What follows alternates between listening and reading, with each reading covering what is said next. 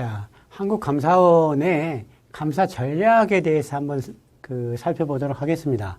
자, 1960년대에 과연 한국감사원이 직면한 도전과제가 무엇인지에 대해서 한번 생각해 보겠습니다. 자, 대한민국은 1945년에 광복을 맞이했고, 일제식민지로부터, 그리고 48년에 정부 수립을 했고, 1950년에 아시다시피 남과 북이 한국전쟁을 했으며 53년도에 휴전이 됐습니다. 그리고 1962년에 쿠데타가 있었죠. 자, 이런 어떻게 보면 격변의 역사 속에서 한국이 있었고, 감사원 또한 1947년에 어떤 회계검사를 하는 심계원과 감찰 기능을 수행하는 감찰위원회가 따로 분리되어 있었다가 이게 1963년도에 지금의 통합감사원의 형태로 통합이 됩니다. 즉, 한국의 상황 자체도 굉장히 어떤 격동적이었고, 감사원의 역사 또한 다양한 이합 집산의 시기가 있었던 그런 역사를 갖고 있습니다. 이런 상황 속에서 감사원이 어떤 역할과 기능을 했어야 되는가에 대해서 몇 가지만 먼저 보겠습니다. 먼저 행정의 가장 기본적인 기능을 확립하는 것이 감사원이 해야 되는 첫 번째 어떤 기능이었죠. 고도화된 기능이 아니라 가장 기본적인 기능을 확립하는 것. 즉, 가장 기본적인 회계의 질서를 확립하는 것. 이것이 가장 중요한 과제 중에 하나였습니다. 왜냐하면 당시의 상황을 제가 말씀드렸다시피 그런 굉장히 어려운 환경이었기 때문에요. 그리고 이를 위해서는 공무원들에 대한 어떤 규율의 확립이 굉장히 중요한 그런 기능이었습니다. 자, 그리고 감사의 방향을 정함에 있어서 그 당시의 사회 분위기가 굉장히 큰 역할을 했어요. 무슨 말이냐면, 정부가 개입을 하고 경제가 발전시키는 그런 과정 속에서 다양한 리스크들이 있는데, 이런 리스크들에 대해서 사전적으로 진행 과정에서 사후적으로 이런 부분들을 어떤 제거해주는 이런 역할도 필요했습니다. 특히 그 당시에는 경제발전이 국가의 제1의 목표였습니다. 따라서 그거를 지원해주고 도와주는 그런 기능이 바로 감사의 기능이다라고 인식이 되었다는 거죠. 그거에 대해서 체크나 브레이크를 과도하게 거는 거에 대해서는 좀 부담을 가질 수밖에 없었다라고 하는 부분을 이야기를 할 수 있습니다. 자, 그리고 이런 기능을 수행함에 있어서 어떤 한계가 있었느냐. 일단 감사에 대한 전문성을 가진 감사 자원이 너무 부족했다라고 하는 것. 이게 첫 번째 내적인 그런 제약 요인이고요.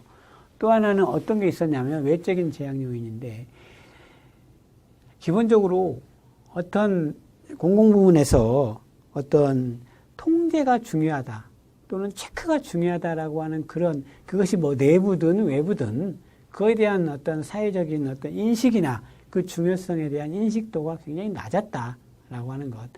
이런 어떤 챌린지 속에서 감사원은 경제 발전이라고 하는 부분들을 지원하는 역할도 해야 하면서 어떤 기본적인 행정의 기능 질서 유지를 하고 공무원의 청렴도를 계속해서 고양시키는 기능을 해야 된다라고 생각할 수 있겠습니다.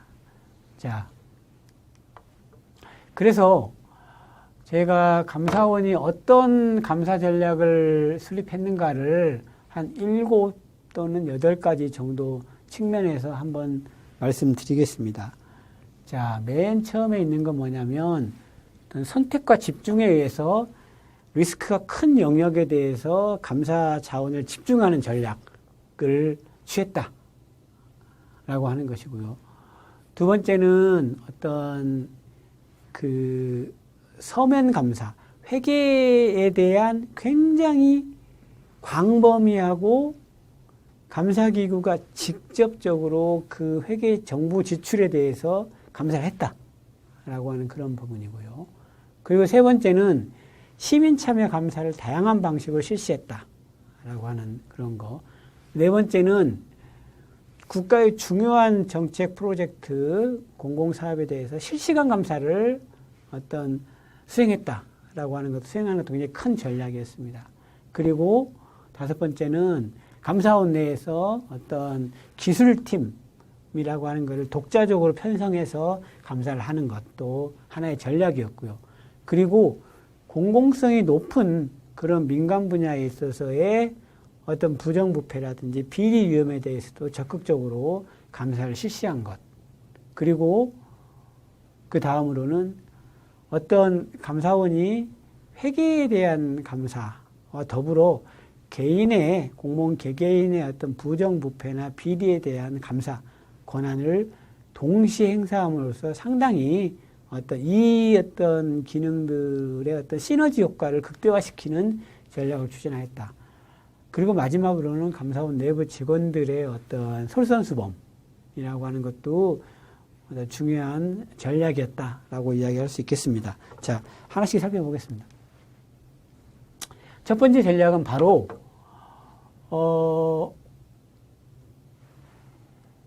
감사 효과가 다른 섹터로 이렇게 파급되고 그리고 전체 공공부문으로 확산을 시키기 위해서는 개별 조그마한 감사 하나를 결과를 처리한다고 되는 게 아니다라는 거죠.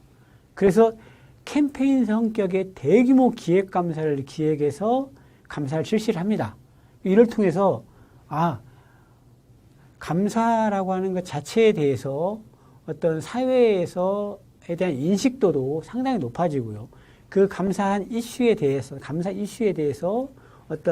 여론 주도층이나 또는 의회나 또는 언론이나 또는 공무원들, 일반 국민도 그 이슈에 대한 인식도가 굉장히 높아진 거죠.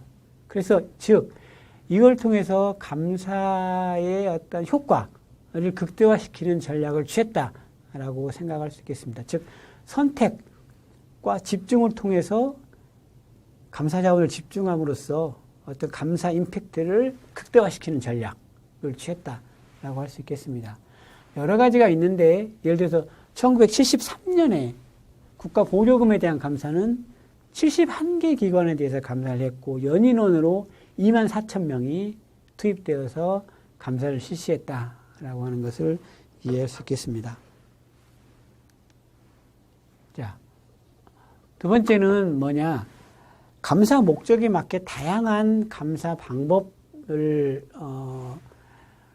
방법론을 가지고 접근을 했는데요.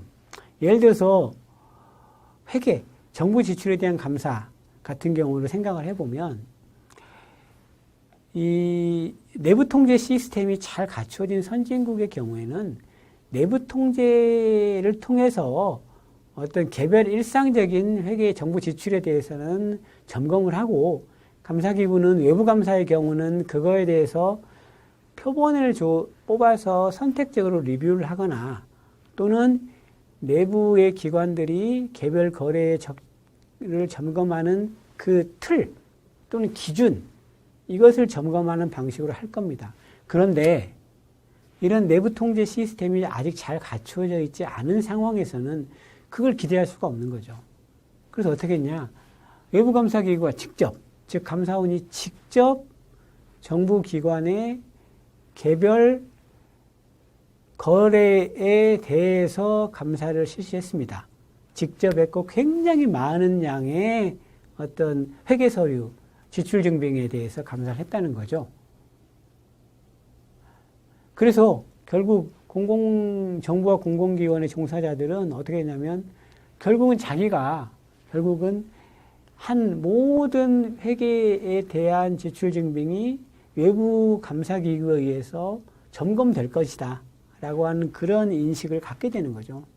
자, 그런데 문제는 아까 말씀드렸다시피 희귀한 감사 자원이 있는데 어떻게 이걸 실시했느냐, 그리고 이걸 도대체 어떻게 다 일일이 그거를 다 확보할 수 있느냐라고 할 수 있는데, 통합감사원이 만들어진 1963년부터 그 계산증명 규칙이라고 하는 걸 감사원 규칙으로 만들어서 이런 정부의 모든 기관들이 지출증빙과 관련된 모든 서류를 감사원에 제출하게끔 그렇게 의무화가 됐습니다. 이런 회계 제출뿐만 아니라 계약에 대한 거, 그리고 또는 범죄가 발생한 것들, 또는 어떤 재산이 없어졌거나 어떤 손실을 입은 것들, 이런 것들을 감사원에 주기적으로 의무적으로 제출하게 되었죠. 그러면 그 제출받은 자료를 가지고 서면 감사를 쭉 실시를 했다라고 이해를 할 수 있겠습니다. 굉장히 그 개발도상국이나 저개발국 같은 경우에는 중요한 함의가 있는 내용입니다. 즉, 이런 내부 통제 시스템이 안 갖춰져 있는 충분히 잘 갖춰져 있지 않은 상태에서 그 기능을 무시한 채 선진국의 감사기구들은 이런 개별 지출 증빙의 적정성을 보지 않더라. 그래서 우리도 안 본다. 라고 하는 전략은 저희 감사원 경험에 비춰봤을 때는 적절치 않은 것 같다. 어떠한 방식으로든지 외부 감사기구의 역할이 필요하다라고 생각을 합니다. 그래서 1977년에 컴퓨터 랩을 이렇게 이야기를 했고요. 그리고 데이터 매칭 테크닉을 도입을 했고, 그리고 1999년에는 국가 전체적인 어떤 국가 회계 시스템 내에서 이 개별 사항에 대한 증빙을 하게 됩니다. 물론 지금은 감사원에서 이렇게 하지 않아요. 이렇게 하지 않고 그리고 전산화가 굉장히 빨리 일어났기 때문에 굉장히 간단하게 할 수 있고 대부분 개별 기관들 차원에서 점검을 하고 있습니다. 그렇지만 역사적으로 보면 굉장히 중요한 기능이었다. 그리고 아까 말씀드렸다시피 모든 부처의 회계 지출이 결국은 감사원에 의해서 다 점검될 수 있다라고 하는 그 인식이라고 하는 것이 중요하다라고 생각을 합니다. 그리고 또 하나의 감사 방법이 개통감사라는 것입니다. 개통감사. 즉, 특정한 업무를 뽑아서 감사를 하는데 이 업무라는 것이 당연히 계획 단계도 있고 집행 단계도 있고 평가 단계도 있고 계획을 하는 부서도 있고 집행을 하는 부서도 있고 평가를 하는 부서 또는 기관이 있을 겁니다. 즉 업무의 흐름에 따라서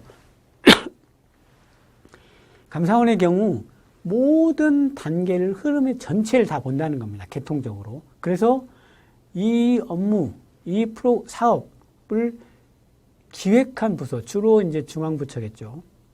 그리고 이것이 막상 실제로 실행한 기관, 지방자치단체나 또는 공공기관들에 대해서 개통을 밟아서 전체를 다 감사를 합니다. 그리고 또 어떤 경우에는 이 어떤 사업이라는 것이 A라는 지역, B라는 지역, C라는 지역, A라는 기관, B라는 기관, C라는 기관에서 시행될 경우 횡적으로도 묶어서 감사를 합니다. 즉 이렇게 업무의 흐름에 따라 종적으로 또 횡적으로 전체를 감사를 함으로써 전반적인 어떤 업무의 개선을 유도하는 그런 감사를 실시했다라고 이야기할 수 있겠습니다. 이것을 저희는 개통감사 시스테모지라고 불립니다. 당연히 이거는 상대적으로 시간도 많이 걸리고 또 어려운 감사다. 그래서 중요한 감사 주제를 잘 뽑아야 된다라고 할 수 있겠습니다.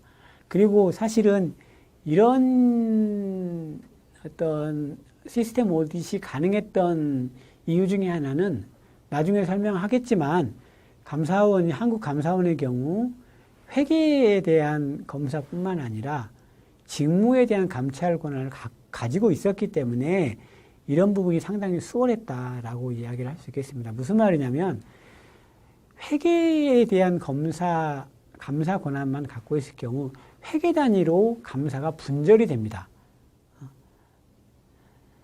그렇기 때문에 한 기관에서도 회계가 다를 경우에 업무의 흐름을 같이 보기 어려운데 더더군다나 여러 기관들이 같이 있을 경우에는 여러 기관들을 볼 경우에는 회계 단위로 볼 경우에는 이 흐름을 쫓아가기 어려운 문제가 있습니다. 반면에 한국의 경우는 회계감사뿐만 아니라 공무원의 행정사무와 공무원 개인의 직무에 대해서 감찰할 수 있는 권한이 있기 때문에 전체적인 어떤 점검이 또는 감사가 가능했다라고 라고 하는 부분을 이야기 드릴 수 있겠습니다. 그래서 1964년부터 72년까지 보면 크게 보면은 한 40개 정도의 중요한 정부의 어떤 사업이나 운영이라고 하는 부분들에 대해서 개통감사를 실시했습니다. 여기 예를 보시면 수입에 대한 통제를 어떻게 제도를 운영하고 있느냐, 그리고 토지 개발을 어떻게 하고 있느냐, 정부의 양곡 관리는 어떻게 하고 있느냐, 지방정부의 인허가, 정부의 보조금 관리, 그리고 우체국 예금, 그리고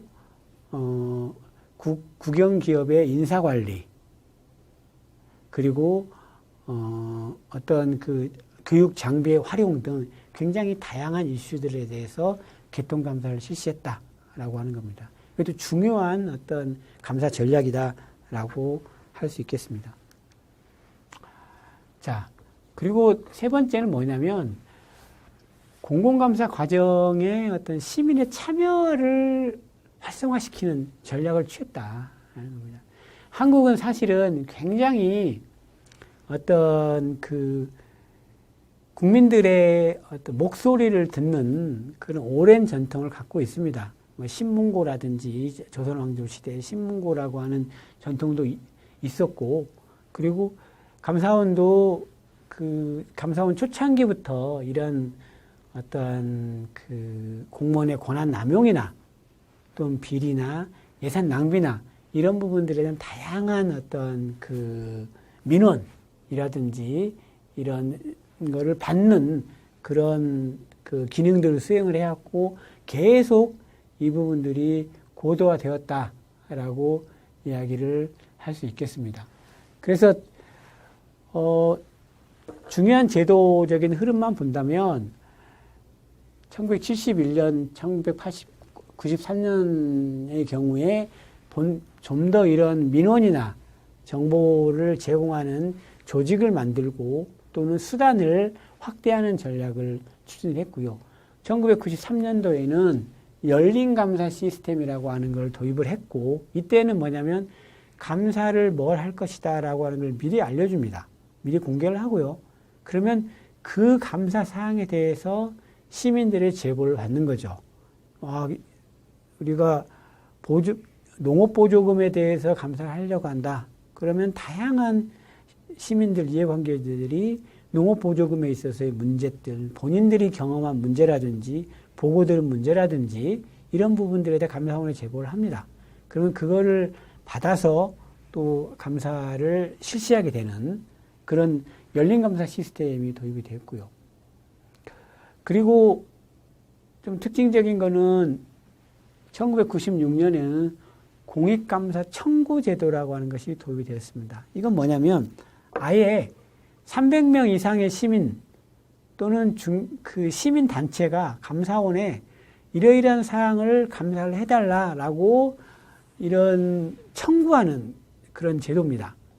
이런 감사 청구 사항이 왔을 경우는 감사원 내에 위원회를 구성을 해서 그것을 감사를 청구를 수용할 것인지 말 것인지를 결정을 해서 감사를 실시하게 되는 그런 제도입니다.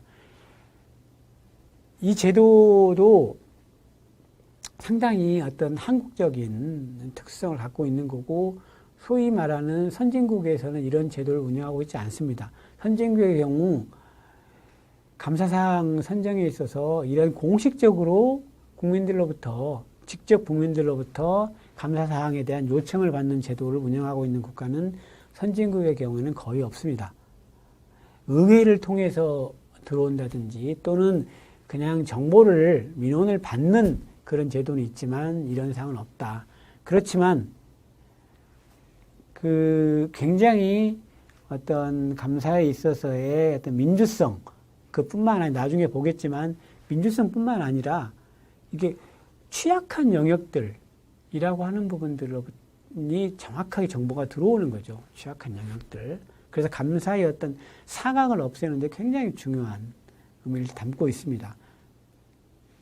그래서 이건 굉장히 가치 있고 의미 있는 어떤 한국적인 제도다라고 하는 부분을 이라고 말씀드리고 싶고, 이런 부분들은 적극적으로 우리 저개발국가 개발도상국에서는 검토를 해볼 필요가 있다라는 생각을 합니다.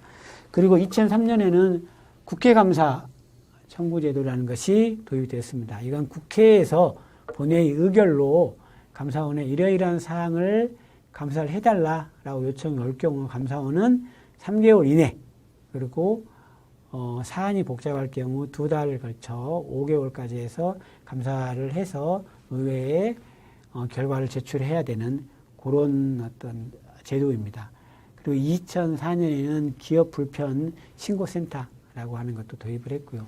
다양하게 감사에 대한 제보, 감사 사항 이런 부분에 있어서 시민의 참여를 제도를 운영하고 있다라는 이야기를 드리고 싶습니다.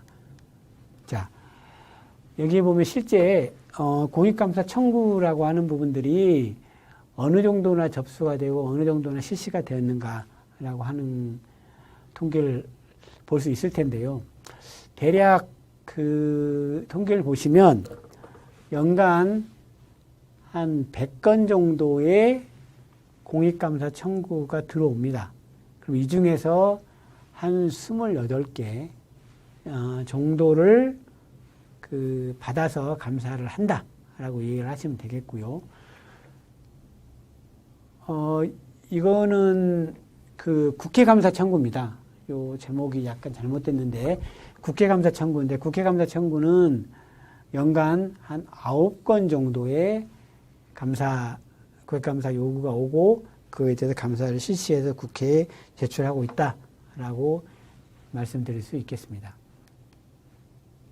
자, 이렇게 시민 참여 감사를 하면 어떤 의미와 가치가 있느냐라고 하는 건데 사실상 이 국회가 요구하는 감사 사항이나 시민들이 청구하는 감사라고 하는 부분들이 상당히 중요한 감사 사항이 많습니다. 감사 사항이 많고 굉장히 취약한 영역인데 감사기구가 취약 영역을 다 지속적으로 발굴하려고 노력을 하지만 그런 부분들이 다 발견되는 것이 아니거든요. 그래서 그런 부분들을 감사함으로써 감사 성과가 상당히 높게 나타납니다. 감사 성과가 상당히 높게 나타난다라고 얘기를 할 수 있겠고요.